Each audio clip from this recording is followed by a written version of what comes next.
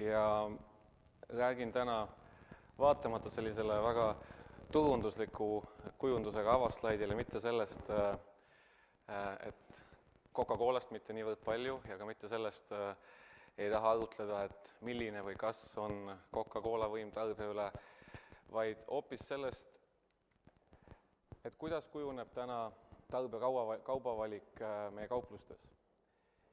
Ja võimuvõitlus müüja ja ostja vahel, millest me oleme võib-olla kõik kuulnud, me oleme kõik seda mingil määral tunnetanud, aga räägiks sellest natukene, samuti tarbija käitumisest ja üritaks siis koos võib-olla mõelda selle peale, et kelle käes tegelikult see võim siis täna on.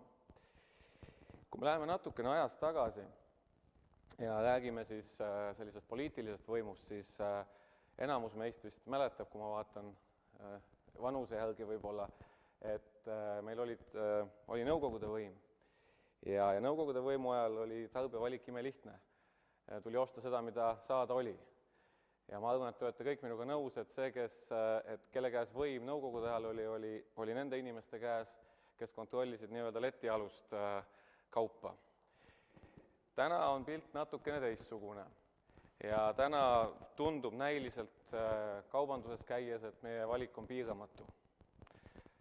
Riiulid on kaupa lookas täis, me võime näiliselt valida, mida iganes me tahame ja loomulikult on see väga meeldiv, on see väga tore ja palju parem kui see eelmine aeg. Siiski on ka selle kaubavaliku keegi meie eest otsustanud. Ei ole ju nii, et kõik maailma tooted või ka kõik Eestis müüa olevad tooted on kõikides kauba müügipunktides saadaval. Keegi on selle valiku siiski teinud. Ja see on nüüd valik, mis alati ei ole väga lihtne ja kus alati ei lähe kõik ka kõige loogilisemalt. Ma toon ühe näite siis meie enda ajaloost, Coca-Cola ajaloost. Coca-Cola lihtsalt infoks, et natukene tausta jagada, coolajookide turul omab kuskil 80% turuosa Balti riikides, kõigis kolmes. Ja võiks ju arvata, et sellise turuosaga toode peaks ju kogu aeg olema saadaval. Et klient teda on harjunud tarbima ja ka kaupmees peaks olema õnnelik teda müües, sest et klient teda ostab. Siiski on olemas meil näide, see on nüüd aastast 2009, kus me ei suutnud kokkuleppele saada Rimiga, see oli küll Lätis, mitte siin Eestis, ja mingisuguse perioodi, mis oli selline 2-3 kuud, me ei müünud oma tooteid Rimis üldse.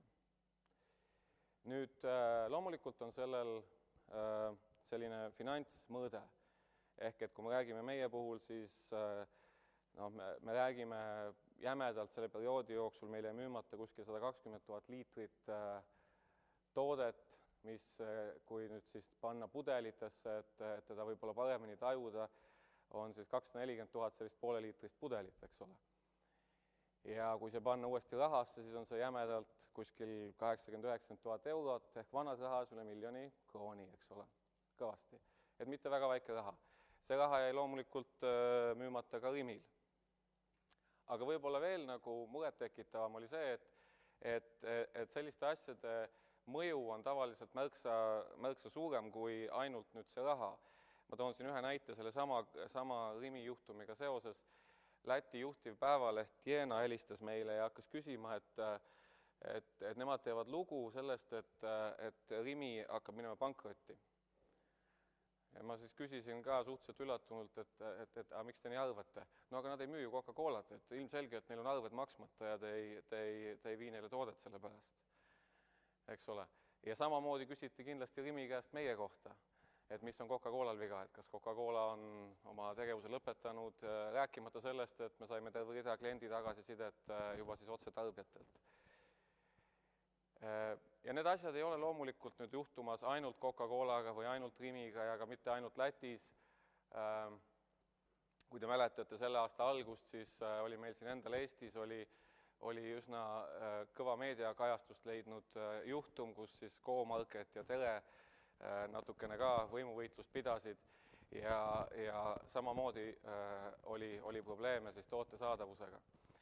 Ma ei tea, kui palju piima seal müümata jäi, aga vähemalt meedias see lugu nagu väga sellist ilusat kajastust ei leidnud, sellega ma arvan, me oleme kõik nõus. Ehk et sellised asjad juhtuvad ja see võimuvõitlus on reaalsus. Miks sellised asjad siis juhtuvad ja millest see alguse saab? Muretsevad alguse sellest, et kui me räägime tootjast ja me räägime jaemüüjast, siis nad peavad ära jagama ühe ühise piruka. Ehk et selle ühise väärtusahela või siis hulga raha, eks ole, mis tekib sellest momendist, kui see toode on valmis toodetud ja kohale toodud, kuni selleni, kui tarbija ta ära ostab. Seal vahel on siis mingisugune raha hulk, mida siis hakatakse jagama. Ja probleem on selles, et selle raha hulga jagamiseks puudub igasugune valem, kokkulepe, hea tava. Eks ole, kui paljudes asjades on tehtud kokkulepe, ma ei tea, toome näiteks Euroopa Liidu, me lepime kokku, mis me maksame selleks, et Kreekat päästa, siis siin näiteks sellist asja ei ole. See on puhtalt läbirääkimiste küsimus, see on puhtalt selle küsimus, kuidas ja milliste vahenditega üks või teine pool suudab oma osa sellest pirukast võimalikult suuremaks saada. Ja see tekitab loomulikult pingeid. Sest et mõlemad pooled kindlasti kas siis avalikult või siis natukene salaja enne vastavaid kohtumisi lepivad või siis loovad enda jaoks eesmärgid, et kui suur peaks nende osa olema ja need kindlasti ei kattu siis teise poole eesmärkidega. Ja kindlasti lisaks veel sellised asjad, et eesmärgid kipuvad olema lühiajalised ja minu kogemusest nüüd olles olnud nii jaemüüja kui ka tootja poole peal, siis on olemas ka teatud eelarvamused ja suhtumised sellisesse asjasse kui läbirääkimine. Et kliendiga minnakse ikkagi reeglina läbi rääkima ja teatud määral on see konflikt ette nii-öelda planeeritud läbirääkimistesse, ettevalmistusse sisse, et mis juhtub, kui me ei saa nagu kaubale ja millised on meie variandid. Et teatud määral on ka see selline juba siis käitumine, et me läheme läbi rääkima ja me läheme võimuvõitlust pidama. Kui me vaatame, et miks natuke nüüd nagu veel edasi, et miks need nagu põhjused, miks need eesmärgid nii erinevad on, siis jällegi need on nüüd minu kogemused, mis ei pretendeeri kindlasti sellele, et täna Eestis kõikides ettevõtetes on ühte või teistmoodi, kindlasti on ettevõtteid, kus on palju paremini, aga need on minu kogemused nii jaemüüja kui ka siis tootja poole pealt. Tootja müügiinimesed on reeglina kindlasti enamus firmades motiveeritud rahaliselt saavutama teatud oma kategooriate, oma toodete müügi ja kasumi eesmärke. Ja loomulikult see on esimene ja võib-olla kõige suurem asi, mis neid tagant sunnib, sellepärast et nendest sõltub nende igapäevane leib. Lisaks on nad kindlasti motiveeritud alati saavutama kõikide uute toodete sortimenti lisamist. Ei ole ilmselt ühtegi toote lansseerimist või kus ei oleks müügiinimestele antud siis eesmärke, kas siis toote distributsiooni osas või siis mingite konkreetsete kokkulepete saavutamiseks, sõltumata sellest, mis see toode tegelikult on ja mis on tema seis, turuosa, mis iganes, eks ole. Et need eesmärgid on inimestele antud reeglina. Kolmandaks, mis on väga huvitav, on see, et tihtipeale müügiinimesed müügiorganisatsioonide sees vastutavad siis toote asukoha ja väljapaneku eest, mis on iseenesest natukene kummaline, kui te mõtlete selle pärast, et tegelikult praktilist mõjuvõimu neil selle üle ei ole, selle otsustab, eks ole, jaemüüja. Aga kui üks tavaline, ütleme, müügidirektor läheb siis oma kas võtmekliendi juhi või müügimehega kauplusesse ja seisab sinna riiuli ette ja vaatab neid riiuleid, äkki keegi oskab mulle öelda, et milline riiuli kõrgus võiks kõige parem olla? Just silmade kõrgusel. Siis ma võin kihla vedada, et kõik need müügidirektorid võtavad ilusti ümbert kinniselt oma müügimehelt ja ütlevad, et kuule, et vaata, et eks ole silmade kõrgusel, et see on kõige parem, et me peame sinna saama. Eks ole. Mille tagajärjel see müügimees või siis võtmekliendi juht läheb jällegi tagasi kliendi juurde ja hakkab siis nii-öelda nõudma, paluma, küsima, et kuule, kuidas ma nüüd sinna saaksin. Lisaks on müügiinimestel reeglina siis teatud piirangud, ehk et neil on investeeringute plaan, kui palju nad on siis võimelised kulutama teatud kliendi juures, eks ole, ja see seab jällegi teiselt poolt piirangud, eks ole, muidu võiks ju kõike teha, aga ei ole raha. Ja lõpuks, mis on üks väga oluline minu jaoks on nagu võib-olla murekoht on see, et meil enamus müügiinimesi kipuvad olema väga hästi koolitatud läbirääkijad. Nad käivad vähemalt korra aastas kallitel läbirääkimiskoolitustel ja kui ma ise kunagi hästi ammu, ma töötasin korraks Tallinna Kaubamajas ja ma läksin sinna tööle, siis esimene nädal kõige olulisem koolitus, mis mulle tehti, oli läbirääkimiskoolitus. Ma ei teadnud veel isegi, kuidas ma oma kabinetist poodi saan, selles mõttes, et maja oli suur, eks ole, aga läbirääkimiskoolitus tehti kohe ära. Ja samas väga vähe kulutatakse aega, ütleme siis, kas kategooria juhtimise või siis asjade peale, mis tegelikult aitavad kliendist aru saada.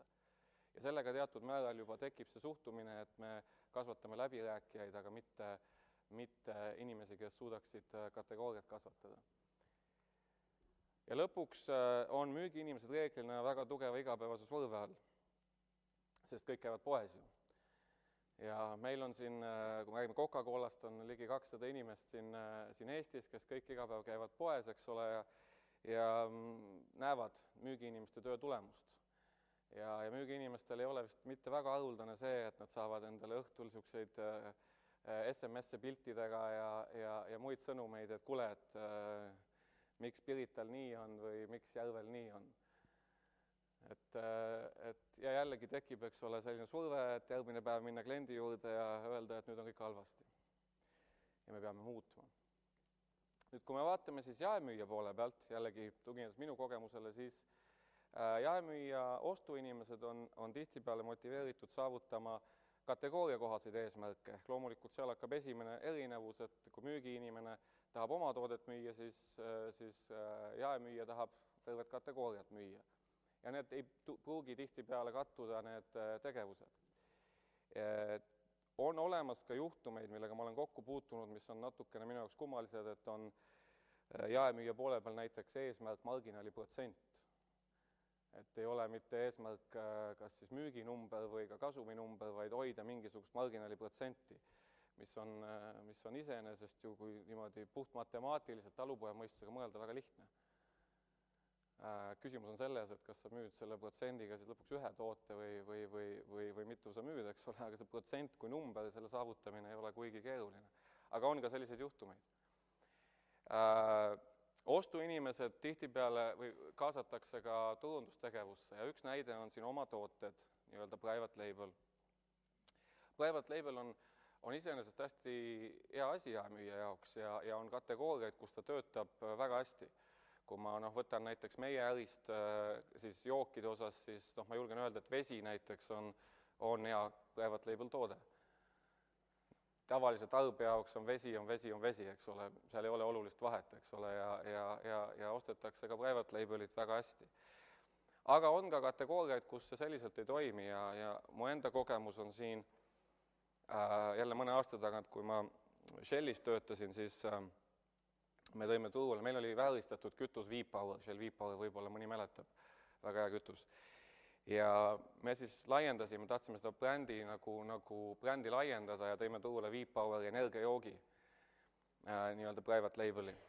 Mitte küll Baltikumisse, oli juba Poolas.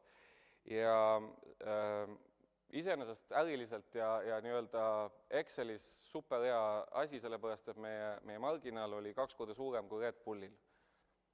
Ja me olime hästi õnnelikud, rahul ja ta hakkas ka ilusti liikuma. Probleem tekkis kuskil 2 aasta pärast, kui me hakkasime natuke energiajoogi kategooriat ja turuosasid vaatama, et mis siis saab ja kuidas me konkurentidega oleme, siis selgus, et me oleme 20% turuosa kaotanud. Siis ütleme vastava impulssektori turuosades. Ja kaotasime sellepärast, et jah, me müüsime seda V-Power energiajooki, me blokeerisime palju tegevusi, antud juhul Red Bulli, kes oli põhiline, eks ole, bränditud konkurent, blokeerisime palju nende tegevusi ja ei võtnud sortimendi nende, ütleme, kas siis pakendiuuendusi või siis muid turundustegevusi ei toetanud. Ja turg vahepeal liikus edasi. Liikus teistesse pakendi suurustesse, liikus isegi teistesse pakendist. Täna, me räägime energiajoogist, siis on isegi eks ole, plastpakendisse juba liikunud ja samal ajal meie müüsime ikkagi seda oma samasugust jooki. Miks me seda müüsime? Mitte sellepärast, et me oleks tahtnud, aga me ei olnud sellel hetkel jookide turustajad ega turundajad, me ei teadnud sellest midagi, me panime ta sinna turule ja sellega asi piirdus. Ja lõpptulemusena, loomulikult tänaseks on see seis natukene muutunud ja ka Poolas ma tean, nad müüvad märksa laiemat sortimenti. Aga mis ma tahan siin öelda, on see, et sinna kulus väga palju aega ja energiat meie ostuinimestel. Nad tegelesid selle asjaga teinekord pool päeva ja jälle pool päeva, sest nad pidid kogu aeg majandama seda logistikat, seda tarneahelat, tegelema sellega, kuidas kui toode hakkas võib-olla vananema, kuidas sellest lahti saada, nii edasi. Kõik asjad, mis tegelikult energia, mis läks ära sellest tegevusest, mida oleks võinud kasutada kategooria kasvu nimel. Ja üks punkt veel, mis jaemüüja poole peal on kindlasti tekitab konflikte tootjaga, on see, et jaemüüjad on tihtipeale nende mõjuvõim poes asju ellu viies sama standardselt kogu ketis on piiratud. Ma arvan, et ma räägin kõigi tootjate nimel, et oleks hirmus hea, kui me saaks täna sellise seisu, et kui me lepime midagi jaemüüjaga kokku, siis täpselt 100% selliselt see toimib kõikides kauplustes.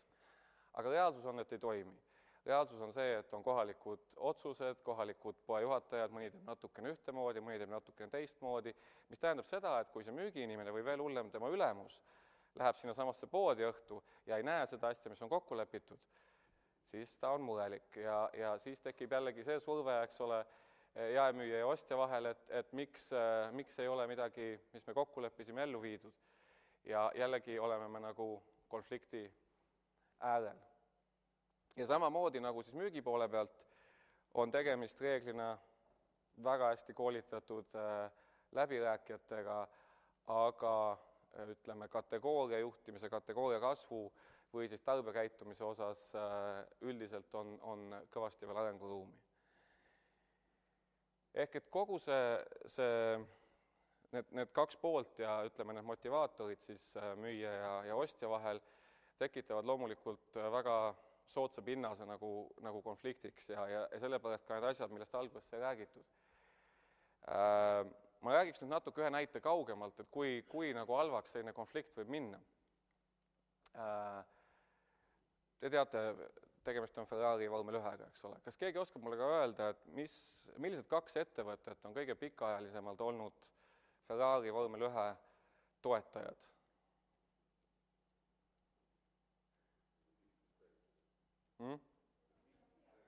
Just. Et on olnud pikka aega, eks ole, Philip Morris Marlboroga, mis on küll järjest keerulisemaks muutumas, sest paljudes riikides ei ole see lubatud, aga sellegipoolest. Ja on olnud Shell, kes on olnud siis kütuse poole pealt ja Ferrari partner ligi 30 aastat. Ehk et mõlematel on nagu hästi sõbralik üks suur nagu turundustoetus, mõlema suured juhid tõenäoliselt istuvad Monacos kuskil rõdu peal ja joovad šampust ja vaatavad F1, kui see seal on, eks ole. Samal ajal näide, mis ma tahan tuua, on just sellest, kui Shell ja Philip Morris läksid natuke võimu pärast kaklema. Ja juhtus see Brasiilias 2002. Brasiilia, nagu enamus Lõuna-Ameerika riike, on väga suur tubakaturg ka, ehk et väga oluline ja kütuse siis bensiinijaamad on jällegi väga oluline tubakamüügikanal. Ja ei jõutud kaubale põhimõtteliselt ja pikalt aega läbirääkimised kestsid ja jõudnud kaubale. Ja Shelli poole pealt siis inimesed otsustasid, et mis seal ikka, et me siis Philip Morrist ei müü. Ja niimoodi päeva pealt Philip Morrise sortiment põhimõtteliselt siis visati jaamadest välja. Nüüd natukene ootamatult Shelli jaoks Philip Morrise inimesed ei olnud ka päris papispoisid ja jäänud nagu seda niimoodi kõrvalt vaatama. Mis nemad tegid, oli see, et nad ostsid, ma nüüd ei mäleta, ma ei eksida, kas järgmine või ülejärgmine päev, nad ostsid kõigi Brasiilia päevalehtede esikaane ja kirjutasid sinna sellise teate. Et kallid Marlboro kliendid, et me peame teile kurvastusega teatama, et Shelli bensiinijaamadest ei ole võimalik kahjuks osta, et palun arvestage sellega, kui te valite oma siis sigareti ostu müügi kohta. et see võib ka sinnamaani minna. Meil siin ei ole veel läinud, meil on sellised väiksed A4-d, nagu ma enne näitasin selle GoMarketi ja Tele puhul kuskil seal. Aga kujutage te ette, kui oleks meil siin Postimehe või Päevalehe kaanel oleks selline teade. Nii et see võib väga-väga nagu kurjaks minna see asi ja loomulikult järgnes sellele siis see, et sõitsid kõik kõige suuremad ülemused üle maailma kohale ja ka lepiti lõpuks kokku. Aga see on näide sellest, kui nagu ekstreemseks võib selline võimuvõitlus minna. Ja selle asja nagu püant on tegelikult see, et kui ma sellest loost nagu kuulsin oma kolleegide käest, oma Lõuna-Ameerika kolleegide käest ja siis ma küsisin nende käest, et aga millest te nagu tegelikult siis vaidlesite, et mis see nagu, mis see raha oli seal vahel nagu. Nad ütlesid mulle, et see oli umbes 55 000 eurot. Mis kui te kujutate ette Brasiilia mastaape, eks ole, siis on suhteliselt tasku raha. Meie jaoks on siin suur raha, aga ilmselt seal ei ole see mingisugune raha. Kui palju läks maksma nüüd nende ajalehtede ostmine, nende esikante ostmine, kui palju läks maksma kõik see muu ja see, et pool maailma kohale sõitis? Seda ma ei oska öelda, aga ma olen kindel, et see on oluliselt rohkem kui see 55 000 eurot. Ehk et ühtepidi selle asja lähes võib öelda, et meil on arenguruumi küll veel Eestis, eks ole, et konfliktid võivad märksa huvitavamaks minna, aga loodame, et nad seda siiski ei tee. Küsimus oli põhimõttes, jah, aga üsna kallis põhimõte, ütleme nii. Küsiks siis nüüd selliselt, et kas on ka siis nagu teistmoodi võimalik, et kas see on nagu paratamatus, millest me räägime või on ka võimalik kuidagi teistmoodi asju ajada. Ma ei hakka siin nüüd, ütleme siis, rahumärke seina peale joonistama ja mingit grupikallit me ka tegema ei hakka ja ütlema, et saame nüüd kõik sõpradeks ja ärme edaspidi enam üksteise liiga tee. Ma arvan, et see oleks natukene nagu naiivne. Et ilmselt see piruka jagamine on vajalik, sest tegemist on lõpuks ikkagi äriga ja äril on omad eesmärgid ja omad ootused ja sellest me ei pääse. Nii et see jääb ilmselt ja jääb ka edaspidi. Küll aga, mis mina näen, on, et üks võimalus, kuidas seda piruka jagamist nagu märksa lihtsamaks ja sõbralikumaks teha, on läbi selle, kui me saaksime seda pirukat natukene suuremaks teha. Tema jagamine ei ole ikkagi lihtne, aga selles mõttes, et nende osakaaldude jagamine, aga ikkagi, kui teda on rohkem, siis on nagu natukene kergem, eks ole, sellepärast, et siis jääb mõlemale poolele rohkem. Ja tegelikult kasvatada kategooriat, kasvatada seda pirukat on ainukene viis, kuidas sellest asjast nagu selliselt välja saada, et asjad nii kurjaks ei lähe nagu nendes näidetes. Kui ma räägin nüüd jälle kalastusjookidest ehk et meid väga puudutavast kategooriast, siis siin on tegelikult see võimalus on väga käega katsutav, kui me vaatame täna elanikkonna kohast kalastusjookide tarbimist Balti riikides. Tähendab, valeta mitte kalastusjookide, vaid isegi kõikide mittealkohoolsete jookide, siis on see kõige väiksem Euroopas, välja arvatud Moldaavia. Ma ei tea, miks Moldaavia, nad joovad palju veini seal, aga pingereas oleme me kõige viimased Moldaavia ja siis tulevad 3 Balti riiki ja põhimõtteliselt see tarbimine on pool Euroopa keskmisest ja isegi 3-4 korda väiksem kui siin mõned riigid, kus tarbimine on väga suur, Norra näiteks, Saksamaa, nii edasi. Kui selliselt nagu edasi mõelda, siis ei ole ju sugugi võimatu mõelda, et kui me suudaksime seda elanikkonna kohast tarbimist kasvatada kas või Euroopa keskmisele tasemele, eks ole, siis oleks see pirukas ka 2 korda suurem. Ja ilmselt tema jagamine oleks ka natukene lihtsam. Päris lihtsaks ta ei saa kunagi, aga tema jagamine oleks lihtsam, sest oleks rohkem jagada. Ja see on nagu see võimalus, mis mina näen, et mis aitab nagu natukene välja sellest võimuvõitlusest ja pöörab selle pildi teisele poole. Meil on üks selline näide olemas ka, mis meid väga nagu julgustab seda juttu rääkima ja ka edasi plaane tegema. Me tegime siin eelmine aasta ühe projekti, ühe Läti jällegi suure jaemüüjaga. See ei ole see sama Rimi, kellest enne sai räägitud, aga üks teine. Ja põhimõtteliselt tegime siis seda, et otsustasime koos, et me hakkame vaatama, kuidas me saame kategooriat kasvatada. Ja vaatasime seda läbi selle, et loomulikult analüüsisime kõiki numbreid ja turuosasid ja müüke, aga kaasasime ka kliendid, selles mõttes, et me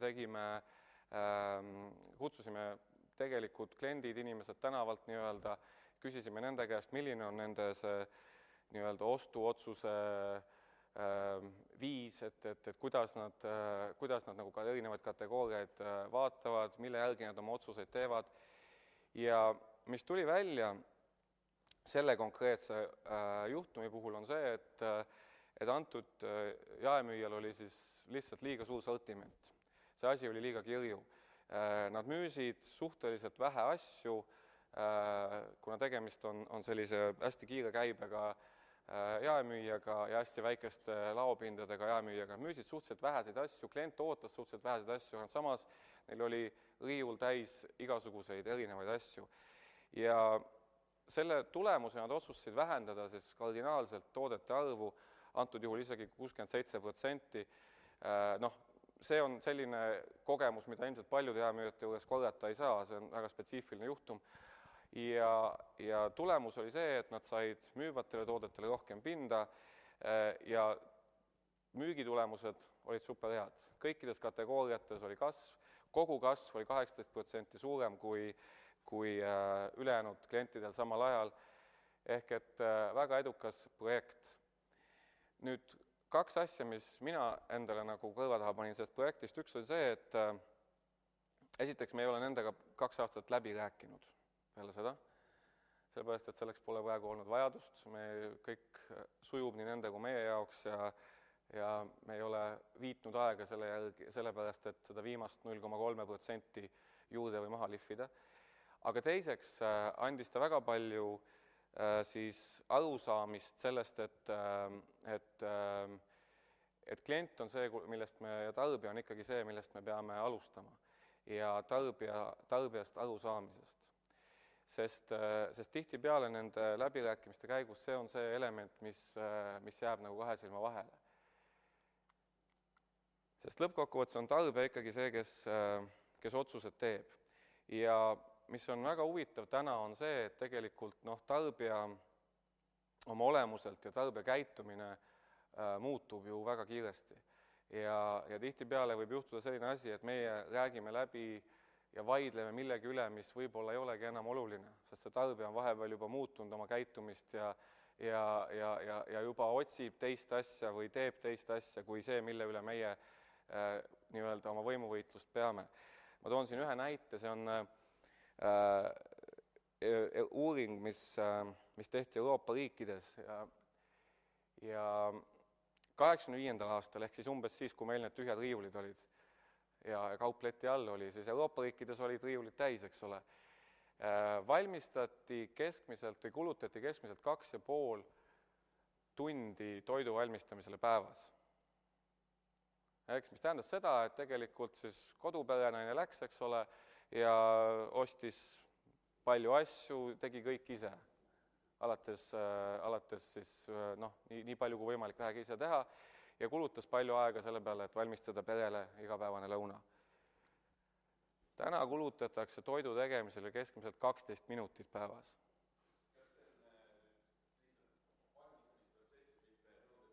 Valmistamisprotsess, jah. Valmistamisprotsess. See uuring on tehtud Euroopa riikides.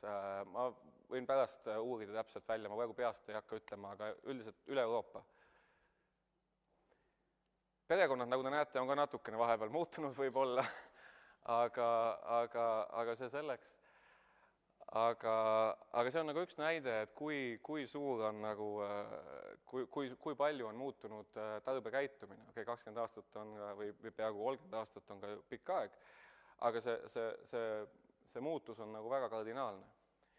Ja mis see tähendab, on see, et täna on rohkem seda, et ostetakse võib-olla 20 euro eest, see ostukord kestab 20 minutit ja võib-olla peaaegu et iga päev või üle päeva. Järjest vähemaks muutuvad sellised ostukorrad, kus käiakse 200 € eest, ostetakse suur korvitäis asju ja võib-olla 2 korda kuus. Nüüd jällegi selles võimuvõitlusega seda liites probleem tekib sellest, et meie täna tihtipeale peame võitlust selle korvi üle siin, eks ole. Me vaidleme võib-olla siis jaemüüjaga, jaemüüja vaidleb meiega selle korvi sisu üle. Aga vahepeal juhtub see asi, et see tarbija, keda meie võitlus ausalt öeldes eriti huvita, on juba läinud sellise väiksema korviga meist mööda, eks ole. Piltlikult, kui meie seal poes istume ja selle suure korvi ümber ringe teeme, sest tema on juba mööda läinud ja me vaidleme võib-olla asja üle, mis ei olegi enam oluline. Ehk et jällegi tagasi tulles selle juurde, et tarbija käitumine muutub täna nii kiiresti, et see peaks olema nagu see põhiline sisend, põhiline põhjus ja väljund siis koostööks. Kui me istume jaemüüjatega nagu laua taga ja siis läbi räägime, siis üldiselt me katsume endast jätta hästi intelligentse mulje tavaliselt. Ja me räägime sellest, et kuidas me teame tarbija käitumisest ja meil on palju numbreid kaasas ja vastupidi samamoodi, eks ole, jaemüüja ka räägib, kuidas ta teab täpselt, milline on tema tarbija ja kuidas tarbija käitub ja mis tarbija ostab ja keskmine ostukorv ja kõik sellised asjad, et see kõrvalt vaadates tundub väga intelligentne ja selline korralik jutuajamine. Mina väidan seda, ja oma kogemusest jällegi, et me teame tegelikult üsna vähe. Mis me oleme teinud Coca-Colas, see on selline natukene ekstreemne samm, ma seletan lahti, on see, et me oleme tarbijaid jälginud. Ja tarbija jälgimine ei tähenda siis seda, et me paneme sellise vihmamantli ja kaabu selga, eks ole, ja kõnnime kellegi järel, sellepärast, et siis meid visatakse ilmselt varsti välja kaubandusest. Aga me oleme teinud seda kokkuleppel tarbijaga. Ja see käib väga lihtsalt, see käib selliselt, et sa otsid endale ühe tarbija, koduperenaise või koduperemehe, ükskõik, lepid temaga kokku, et ma ei tea, 50 € näiteks, siin on siis igapäevane või iganädalane ostukorv, mis iganes, et kui talle sobib, et oleks hirmus hea, kui ta laseks meil nagu jälgida, et kuidas ta oma oste teeb, mida ta ostab, kuidas ta poes liigub, milliseid brände ta eelistab, millised on tema nagu ostuloogikad. Nüüd, väga oluline selle juures on ka see, et enne küsida ja loomulikult aru saada nagu taustast, eks ole, et kes see inimene on, tema võib-olla perekonnast, on tal lapsed, on tal lemmikloomad, on ta abielus, ei ole, mis ta hobid on, natukene, et siis suudaks nagu kaasa mõelda, eks ole. Ja siis ongi niimoodi, et käid lihtsalt sabas ja vaatad, mis ta teeb. Nüüd, ma ise seda olen teinud mõne korra ja teistes riikides on seda tehtud juba päris mitu korda. Huvitav on see, et kui üritad enne nagu aimata, et mida see tarbija võiks osta, ikka ju mõtled, et tead, eks ole, paned mingi oma listi, et mis see 50 € on, siis siiamaani üle 20% täpsust mina ei ole saavutanud ja ma tean, et ka teised ei ole saavutanud selle listi osas, mis tegelikult nagu kattuvad. Et see on niivõrd üllatav, kui erinevad ja kui individuaalselt tegelikult need tarbijad käituvad, eks ole, et seal, kus sina arvad, et ta ostab suure paki, ostab tema väikse, seal, kus sina arvad, et ta ostab bränditoote, ta ostab private labeli ja vastupidi, eks ole. Minu kõige huvitavam näide oli see, et oli üks koduperenaine, selle ma tegin tegelikult Itaalias ja oli selline Itaalia koduperenaine ja siis andis oma taustainfo ja koduloomidel ei olnud, lapsi ka ei olnud, mehega kahekesi elavad. Ja oli kirjutatud siis, et kindlasti, et ta mehele peab midagi nagu magusat või midagi sukest näksimist ka ostma, eks ole, ta ütles enne. Ma siis mõtlesin ja kirjutasin sinna, mõtlesin, mis see võiks olla. Lähen poodi, ei saa aru, eks ole, midagi ta mehele nagu ei osta, aga ostis koera küpsiseid. Segadus, eks ole, suur pärast küsida, milleks sul neid koera küpsiseid vaja on. Aga tead, et ärge kellegile rääkige, et aga mu mehele nii hirmsasti meeldivad need, et ta neid tavalisi küpsiseid ei söö, et ta sööbki neid koera küpsiseid. Tõesti sündinud lugu. Et selliseid näiteid võib nagu palju tuua, et mis tegelikult näitab seda, et jällegi sellist, ütleme, keskmist tarbijat võib-olla täna ei ole olemas ja on väga individuaalsed tarbijakäitumised. Nüüd, muidugi, mis võib öelda, et okei, et kui me tahame tarbijast aru saada, et aga miks me ei tee tarbijaküsitlust, et miks me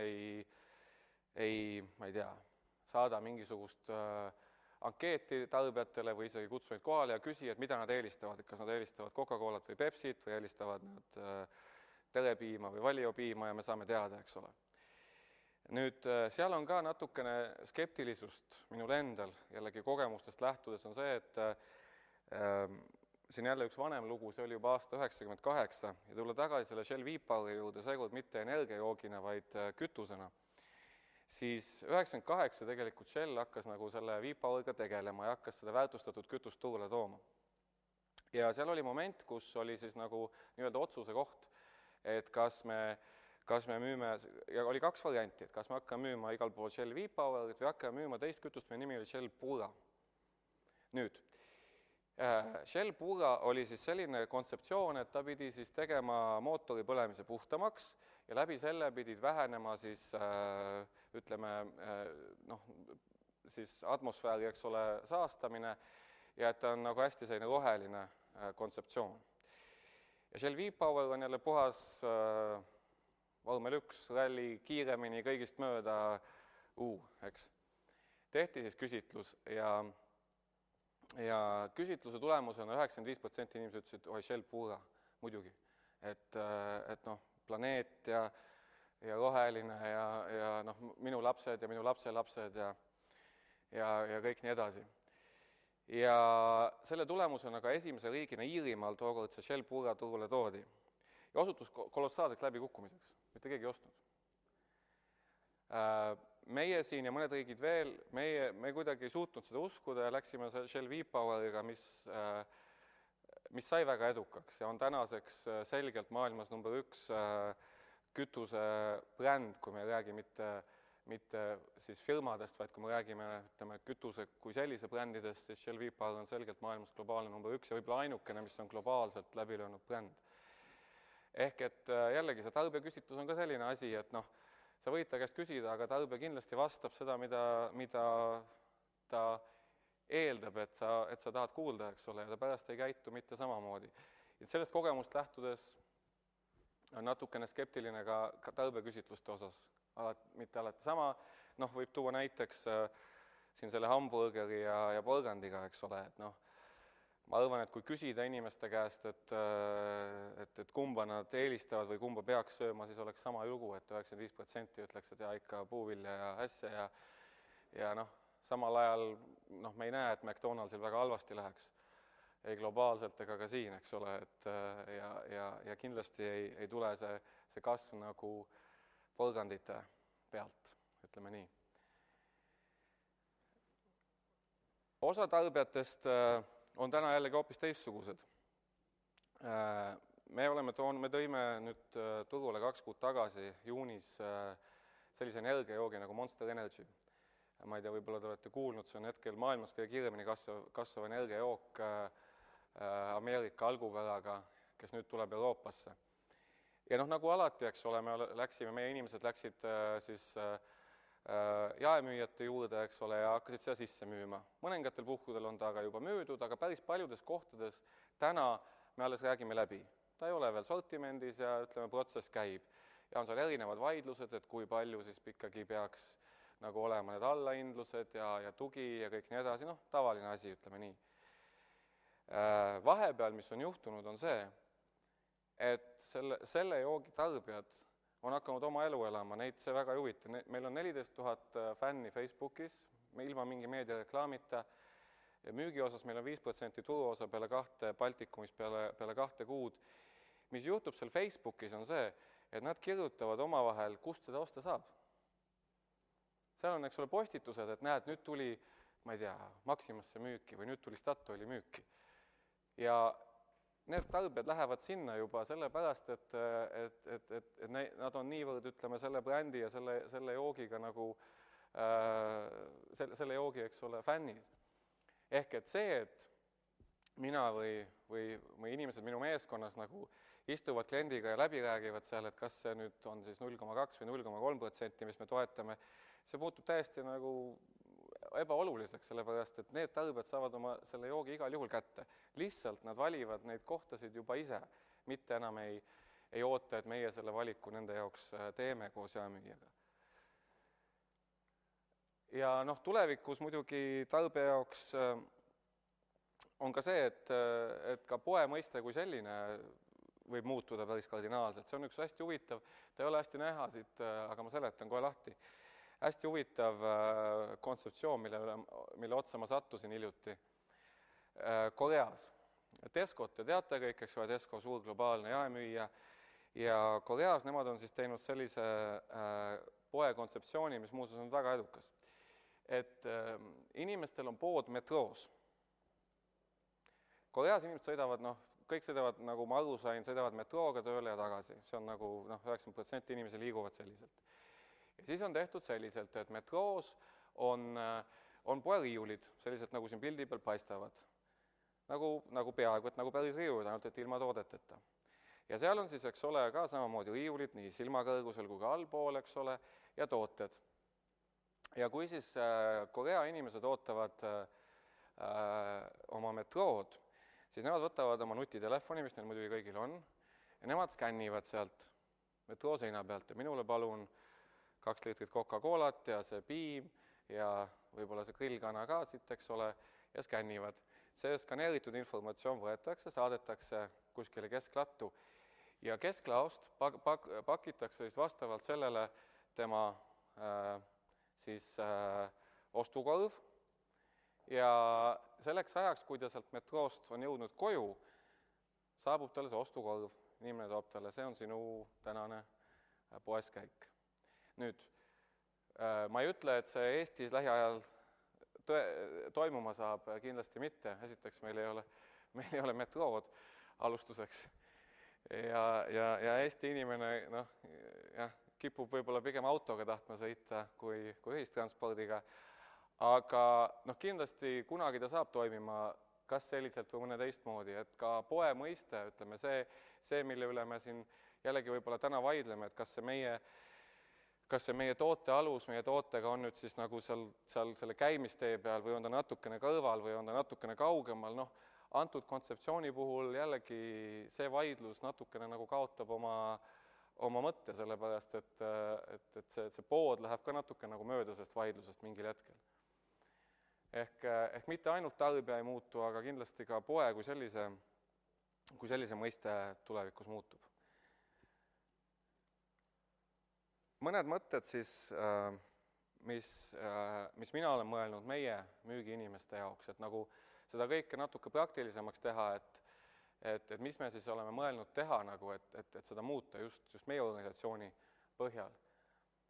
Esiteks on kindlasti see, et mina pean väga oluliseks, et me koolitame oma inimesi kategooria juhtimise osas, et me anname neile, see on minu jaoks olulisem kui need läbirääkimiskoolitused, et me anname neile arusaamise, kuidas kategooriat kasvatada, kuidas kasvatada seda pirukat. Ja me oleme tegelikult juba teinud ja teeme see aasta veel päris palju koolitustööd meie inimestega just selles osas. Kindlasti eesmärkide seadmine, et kui meil just jällegi jaemüüjatega tavaliselt kipuvad eesmärgid olema suhteliselt lühiajalised, kui üldse, vahel neid ei ole üldse, aga kui nad on, siis nad on lühiajalised, võib-olla maksimaalselt aastaks me lepime kokku mingites eesmärkides, siis tegelikult peaks need eesmärgid olema pikemaajalised. Ja üks väga huvitav kontseptsioon, mis on ka selline, et nagu jätkuvalt nagu ütleme siis reinvesteerida eelneva tegevuse nii-öelda tulu. Ehk et kui me lepime kokku mingisuguse näiteks kategooria kasvu projektis ja me ta ellu viime, nagu see Läti näide enne, ja sellest tõuseb 18% tulu, siis selle asemel, et see 18% tulu lihtsalt nii-öelda taskusse panna, leppida juba kokku, et me reinvesteerime ta millessegi järgmisesse. Me ostame jumala pärast kas külmkappe, riiuleid, mida iganes, et see kasv oleks pidev ja see kasv oleks üle pikema aja ja projektid ei jääks ühekordseks.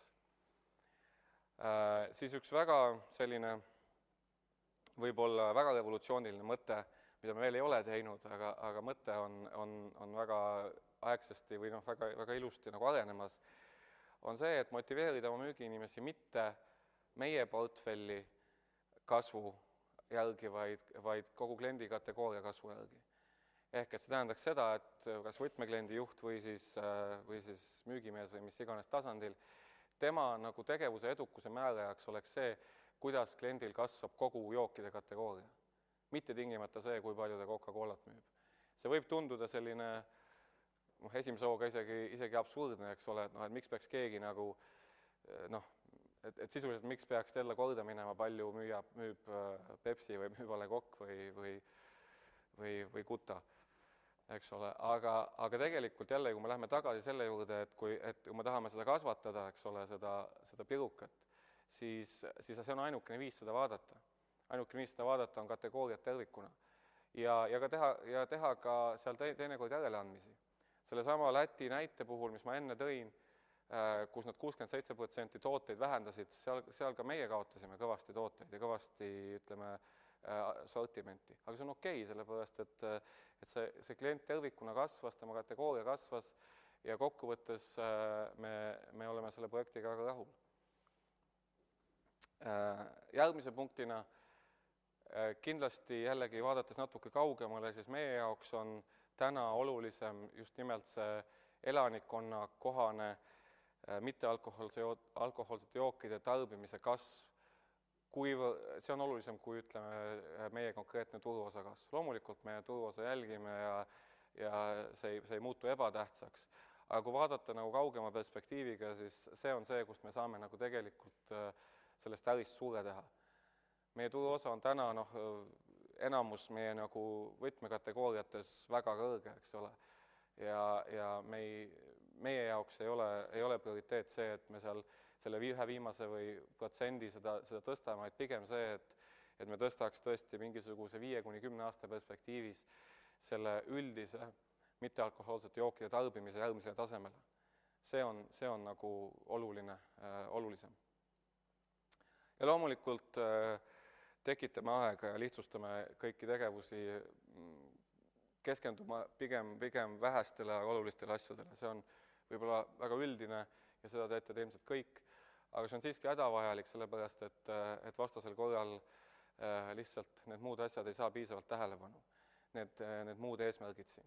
Et kui me ikkagi üritame kõiki oma tooteid müüa täpselt ühtemoodi ja kõiki oma tooteid toetame ühtemoodi, siis loomulikult see fookus kaob ära. Kokkuvõtteks siis ütleks ma selliselt, minu arvamus ja kindlasti ma ootan ja loodan aktiivset arutelu sellel teemal on see, et mina näen, et võim on siiski kindlasti tarbija käes. Lihtsalt sellisel põhjusel, et täna rohkem kui kunagi varem see tarbija muutub nii kiiresti ajas, et ei jaemüüja ega tootja võib-olla kumbki ei püsi päris täpselt isegi enam järel. Ja see, kes suudab sellest tarbija käitumisest kõige paremini aru saada, see, kes suudab tarbija käitumist kõige paremini ette näha, on ilmselgelt võitja. Läbirääkimiskoolitustele kulutatav aja võiks kas või kulutada seal poes selle tarbijale käimisel, see oleks minu jaoks paremini kulutatud aeg. Ja lõpuks me tahame töötada selliselt, et kasvatada kategooriat siis selle homse tarbija jaoks, ehk et selle tarbija jaoks, kes täna muutub, mitte vaielda ja võidelda selle võimu pärast selle eilse tarbija osas, mida me täna paljuski teeme. Me vaidleme asjade üle, mis on juba juhtunud ja seda tehes meil jääb kahe silma vahele see, mis tegelikult turul ja meie ümber ja tarbijaga toimub. Ehk et see on minu nägemus ja minu arvamus, aga nagu ma ütlesin, siis kindlasti ootaks aktiivset vastukaja nüüd lähema veerand tunni jooksul, mis meil veel on, et teie küsimused. Aitäh!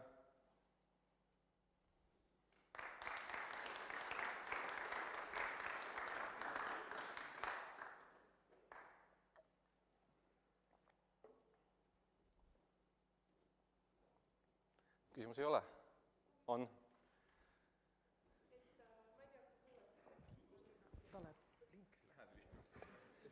et Kristiina Tele2-st olen Kristiina Mitt. Et tegelikult sa rääkisid ka juba, ütlesid, et pood muutub ja et Eestis metrood ei ole, aga et kui Eestis metrood ei ole, siis minu meelest viimased Emori uuringud näitavad, et circa üle 40% inimestest tegelikult ostab midagi internetis juba. Et kas teil on plaan valmis, et seesama igapäeva tarbimine suure tõenäosusega kolib ikkagi ühel hetkel internet ära, et kas teil on plaan valmis, et kuidas te siis oma Coca-Colat müüte? Või teisi brände ka loomulikult? Jah. Ma ütlen ausalt, ma arvan, et meil ei ole väga head plaani täna. Et kui me räägime sotsiaalsest meediast ja internetist, siis siin tuleb tunnistada, et me ei ole nagu võib-olla väga seda siiamaani vaadanud, aga me kavatseme seda teha. Ja ma arvan, et see on oluline just see, et samamoodi ütleme siis meie klientidega ja meie jaemüüjatega ja siis ütleme ka internetikaubandusega koos leida neid võimalusi, et kuidas see meie toode sinna haakuks. Sest üks meie suur aktsionär, Warren Buffett, kellest te kõik olete kindlasti kuulnud ja kes on Coca-Cola üks suur omanik, ütles siin vist see aasta sellise legendaarse lause, kui küsiti ta käest, et miks ta jätkuvalt investeerib Coca-Colasse ja Wrigleysse, kes on tal 2 suurt portfellis, ütles, et internet is not gonna change the way I drink my Coke or chew my gum. Ütles tema, ehk et mis see tähendab, on see, et Coca-Cola ja võib-olla ka siis Wrigley puhul, eks ole, oluline on see, et ta oleks saadaval, et ta on impulstoode, ta peab kogu aeg olema igal pool olemas, sest et inimesed joovad, tarbivad teda impulsiivselt. Et see jääb, see ära ei kao. Aga kindlasti on võimalusi, ütleme, paremini haakuda just selliste asjadega, et siis kui inimesed koju tellivad, siis sinna kuidagi lisada samamoodi, mis me oleme teinud juba praegu ja teeme koostööd, on näiteks internetist pitsade fast foodi tellimisega, eks ole, kus me oleme oma toote sinna juba automaatselt paketti nii-öelda kombosse sisestanud ja nii edasi. Nii et üht-teist on, aga sellist head tugevat plaani ei ole, ütleme ausalt.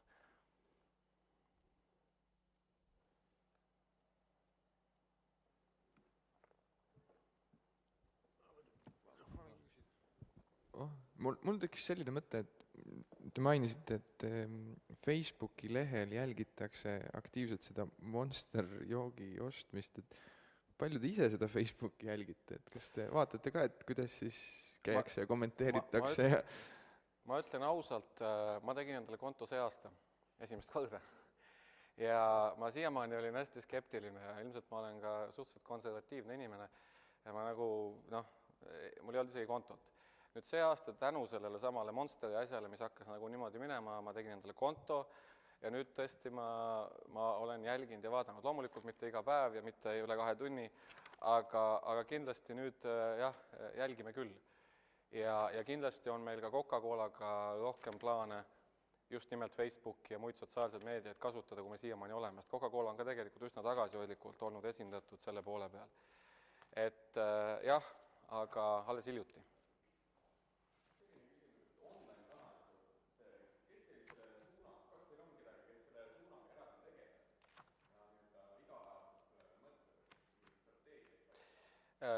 Balti tasemel, kui me räägime, siis ei ole, aga kui me räägime Coca-Colast laiemalt, siis loomulikult Atlantas on terve osakond, kes sellega tegeleb ja neid võimalusi ja arenguid jälgib. Ehk et grupi tasandil on see väga suures fookuses, aga meil siin koha peal ei ole.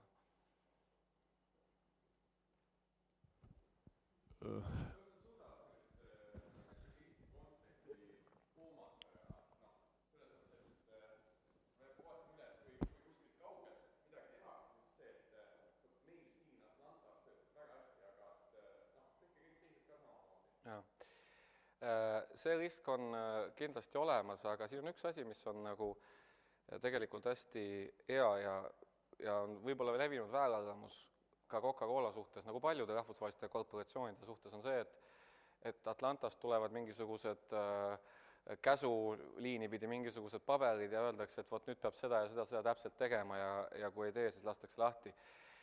Tegelikult meie tegevus täna siin on ikkagi väga iseseisev. Ja me otsustame ikkagi suures osas ise, mida me müüme, kuidas me müüme, kellele me müüme ja milliste turundustegevustega me müüme. Ehk et kui me näeme seda, et meil tuleb Atlantast mingisugune online pakett, mis ei ole meie jaoks sobiv, siis me lihtsalt seda ei tee ja see on okei. Ehk et noh, see on meie töö nagu kindlustada, et see asi oleks meile sobiv põhimõtteliselt.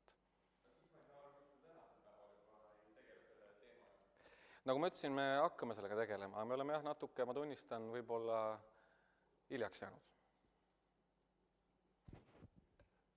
Jah. Et mina olen Hanno ja mul on 2 küsimust. Esimene küsimus on selline, et on teil mingeid andmeid nüüd ikkagi see tarbija käitumise muutumise kohta, et mis on sellised makrotrendid, ütleme, et kas Coca-Colal.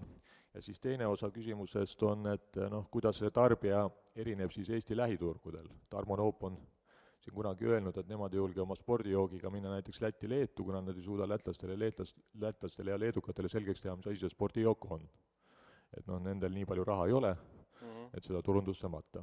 Ehk siis nagu makro ja selline lähiümbruse tarbija võib-olla, et kuidas ta erineb, kuidas käib. No kui me räägime seda esimest poolest, siis kui tagasi tulla sinna, et me näeme täna, et tarbija muutub ja tarbija, ütleme siis, palju rohkem ostetakse nagu impulsiivselt ostetakse võib-olla väiksemates kogustes, aga rohkemate siis ostuarvude mõttes, siis seda meie andmed toetavad.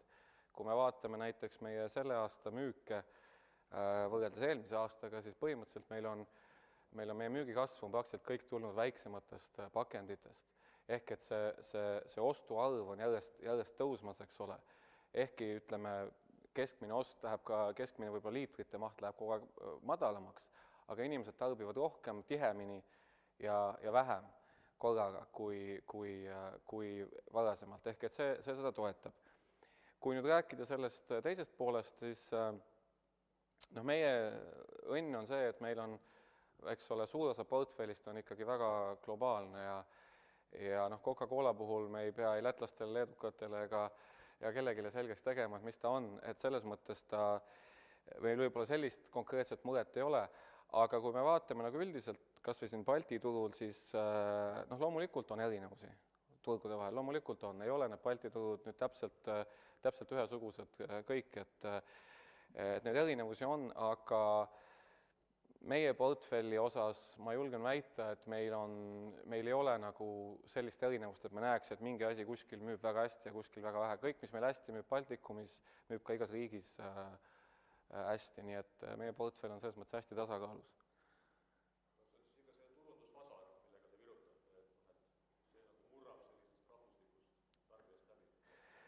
Aga rahvuslik tarbija karastusjookide osas ma ei oskagi öelda, mis see oleks. Kalja me ostsime küll ja kalja me müüme ka täna, aga ka kaljaga on see asi, et ma ei tea, kui rahvuslik ta täna on. Suur osa Eesti turul müüdavast kaljast ei ole toodetud mitte Eestis ega mitte isegi Baltikumis, vaid pigem Valgevenes ja muudes kohtades, nii et tema rahvuslikkus on ka selline suhteline, ütleme nii.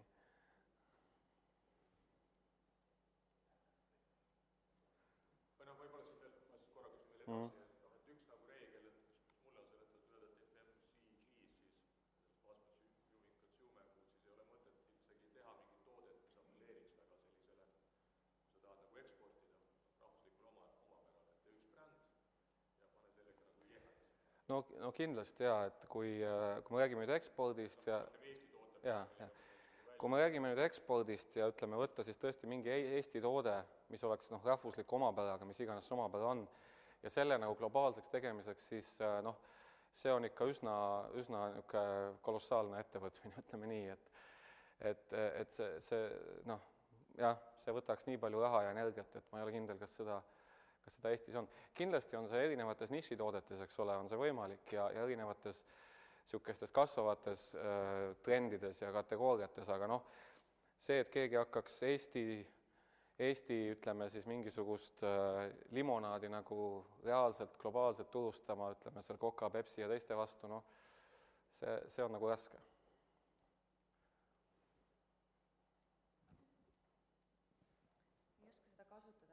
Aga ma kuulen niisama ka. On kuulda, jah. Aitäh, et väga head küsimused, et mul selline intrigeerivam ja väga lihtne, no et on olemas üks hulk raha, on olemas üks hulk turgu ja on olemas siis riiulid, edasimüüjad ja siis teie konkurendid. Et selle 2 päeva kontekstis, et kes siis tegelikult selle otsuse teeb, et siin nagu väike seltskond ja saaks võib-olla avatud diskussiooni nagu üles võtta, et see pisikene kolmnurk on nagu kenasti illustreeriv, aga tegelikult, et kus need otsused tehakse, et kui palju te tegelikult oma tooteid sisse saate, palju teid toetatakse, kelle käest tegelikult reaalselt võim on, et tarbija käes, seda me kõik teame, aga mis toimub kuluaarides? noh jah, ma siin tuleks tagasi selle juurde, et ma usun, et võim on tarbija käes ja kindlasti saab järjest rohkem olema tulevikus. Kui me räägime tänasest päevast, siis ma arvan, siin on, ja katsume selle asja hästi lihtsaks teha, siis tootjate osas, kellel on väike turuosa, on kindlasti võim jaemüüja käes. Selles mõttes, et jaemüüja otsustab, kas ta võtab selle väikse asja sisse või ei võta, eks ole. Ja no ütleme, tootjal on seal reeglina nagu väga-väga raske üldse väga palju läbi rääkida, sellepärast, et tal ei ole nagu midagi, mida laua peale panna väga. Tootjatel, kellel on turuosa, on nagu kas korralik või suurem, ma ütleks, et see oleneb olukorrast, et kindlasti seal ei ole see asi nii lihtne, et see võim on ainult ja otsus on ainult jaemüüja käes, vaid ikkagi tootja pool ka. Sellepärast, et suure turuosaga tooted siiski on need, mis hakkavad juhtima lõpuks ka tarbija käitumist, eks ole. Ja kui tarbija näeb, et nagu selles Rimi näites alguses, et seal Coca-Colat mitu kuud ei ole, võib-olla ta läheb kõrvale lõpuks, eks ole, ja hakkab läbi selle juba kogu oma ostukorvi kõrvale viima. Nii et seal on nagu see rohkem tasakaalus, aga see sõltub väga palju olukorrast, sõltub väga palju tootest, sõltub väga palju olukorrast sellel hetkel. Seda ei saagi võib-olla niimoodi üheselt öelda. Et ma vastaks nii, et ma usun, et see ei ole nii lihtne, kui võib-olla oli ootus vastusele, aga see kolmnurk ei olegi lihtne.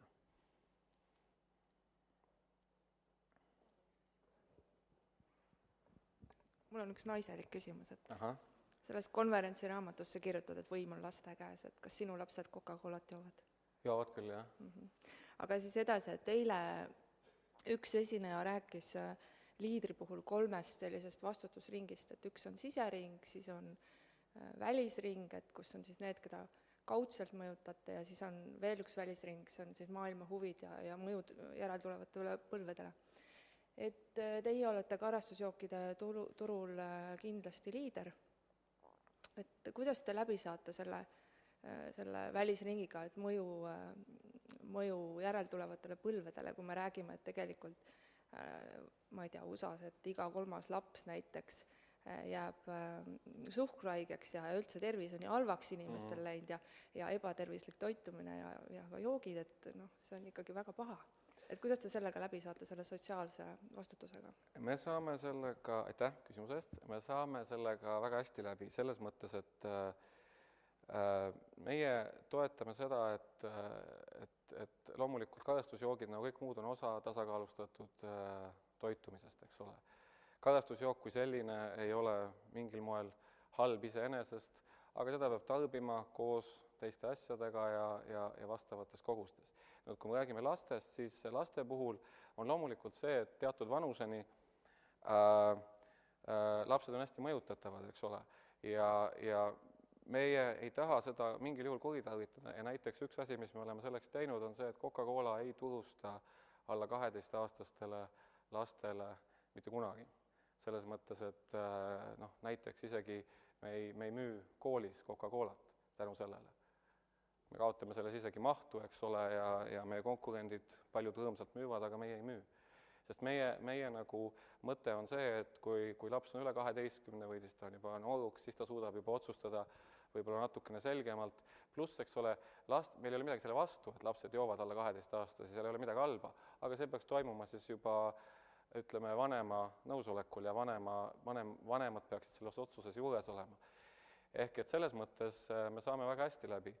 Teine näide võib-olla, mis tuua, on see, et me oleme Eestis ja kogu Baltikumis ka pioneerid selles osas, et meie toodete peale on ära märgitud siis päevane see nii-öelda GDA norm, eks ole, et palju sellise väikese märgiga siin, eks ole, et palju ta sisaldab ja palju ta annab kaloreid päevasest, eks ole, päevasest nagu kalori tarbimisest. Jällegi selleks, et inimestel oleks paremini pilt ees, et kui palju nad tahavad, võivad, eks ole, kasutada ja nad oleks informeeritud. Seda ei tee sugugi mitte kõik joogitootjad ega ka mitte kõik toiduainete toostuse tootjad, nii et ma arvan, me saame hästi läbi.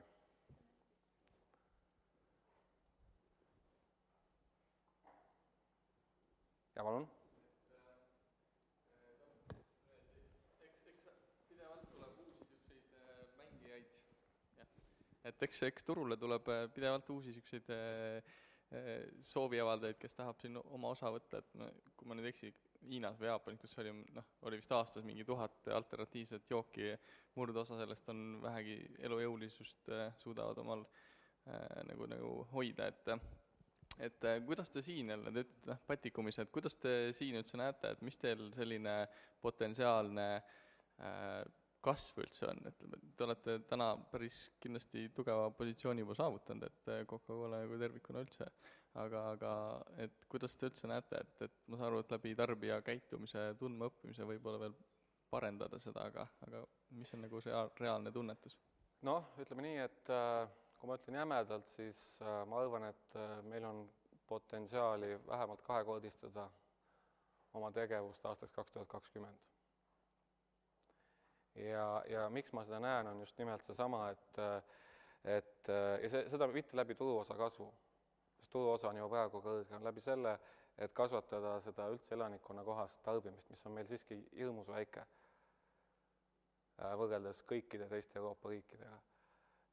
Ja kui see hakkab kasvama, siis ütleme loomulikult ka meie kui turuosaline ja üks võib-olla suuremaid tegijaid turul kasvame juba automaatselt, ehk et see on see, läbi mille me näeme oma kasvu. Mitte niivõrd turuosa osas, et ma arvan, meie turuosad ei saa väga kardinaalselt muutuma, sest nad on juba üsna heal tasemel. Mul mikrofon käes, ma küsin ühe küsimuse veel ära, et konkreetselt lihtsalt seoses nüüd tarbimisega ja tootja ja jaemüüja suhtega, et palju täna, ütleme teile konkreetselt müüja poolt nüüd tuleb niisuguseid sooviavaldusi, et müüa nagu hinda või palju see, täna ostetakse päris palju hinda minu meelest poodides, et palju sealt tuleb tegelikult niisuguseid ettepanekuid, et teeks nüüd, on see nagu täiesti tavaline, ma oletan vist tegelikult see olukord? Sellega on see asi, et need on need teemad, millest me tegelikult ei räägi meie jaemüüjatega, sellepärast, et hinnaotsused on jaemüüja otsused ja nemad teevad need otsused. Loomulikult meil on mingisugune oma turunduskalender, mille raames me teinekord teeme hinnasoodustusi või ka siis suuremaid kampaaniaid, aga ütleme see, mis toimub nüüd jaemüüjate vahel ja kui nad omavahel võimuvõitlusesse lähevad, mida ka juhtub, siis see on siiski puhtalt nende otsus. Ja see on puhtalt see, mis nad ise otsustavad, et see ei ole ei läbirääkimises ega koostöös meiega.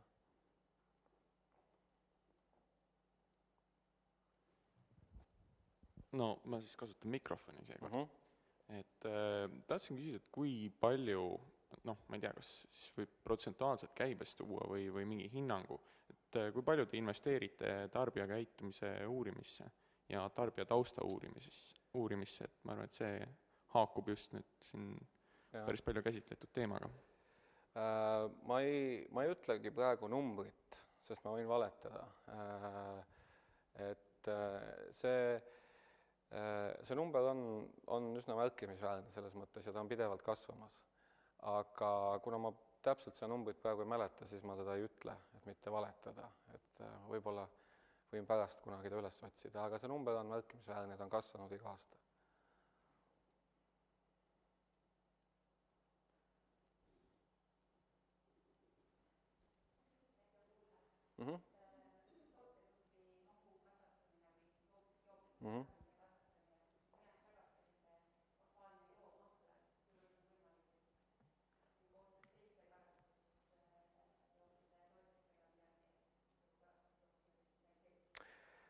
Jällegi, kui ma räägin nagu mittealkohoolsete jookide koguturust, siis mahla on seal sees.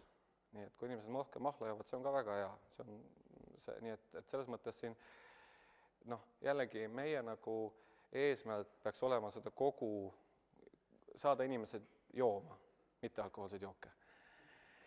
Et see peaks olema nagu see eesmärk, eks ole, ja kas ta siis on nüüd mahl, on ta vesi, on ta Coca-Cola, eks ole, et las ta olla, peaasi, et inimesed tekib neile see harjumus, et nad üldse tarbivad juua, nii et selles mõttes ma kindlasti ei näe, et seal on mõtet nagu hakata omavahel konkureerima siis nagu tootegruppide sees, et mahl ja Coca-Cola ja jäätee ja spordijook ja et igaüks nagu, sest siis me ei saa seda tulemust, ma usun.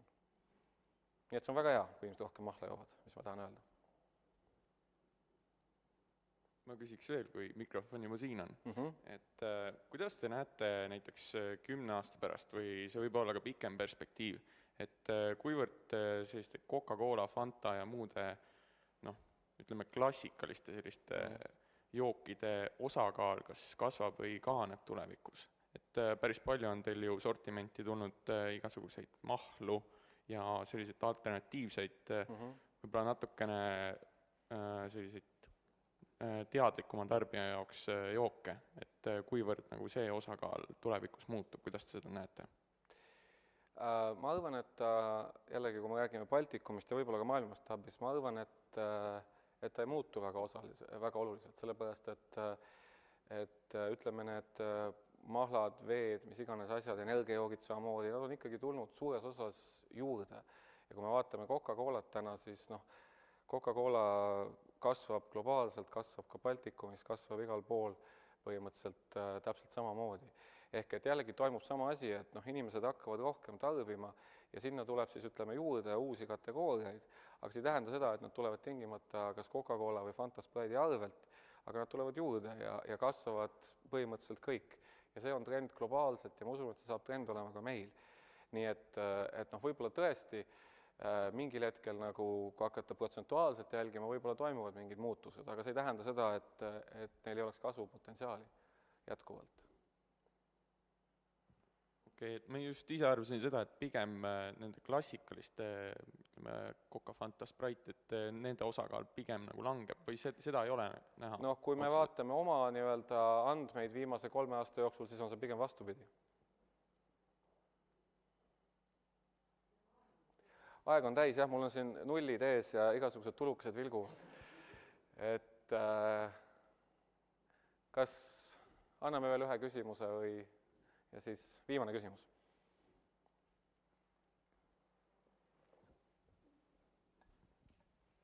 Et ettekande pealkirjaks on teil võim tarbija üle ja kuulan teid ja mõtlen, et te olete nagu selles suhtes õnnesärgis sündinud, et Coca-Cola on teile sellise brändinduse ette ära teinud. Et teistpidi jälle mõtlen, et aga mis siis oleks, kui Coca-Cola tegelikult ei oleks teile seda brändindust ära teinud, et kuidas te saaksite võimu tarbija üle siis?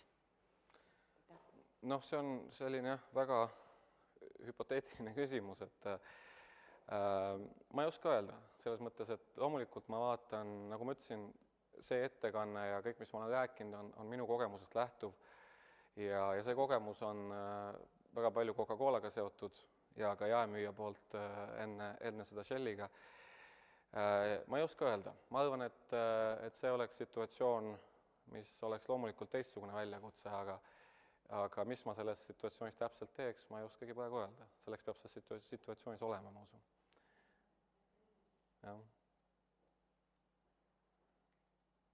Aga aitäh!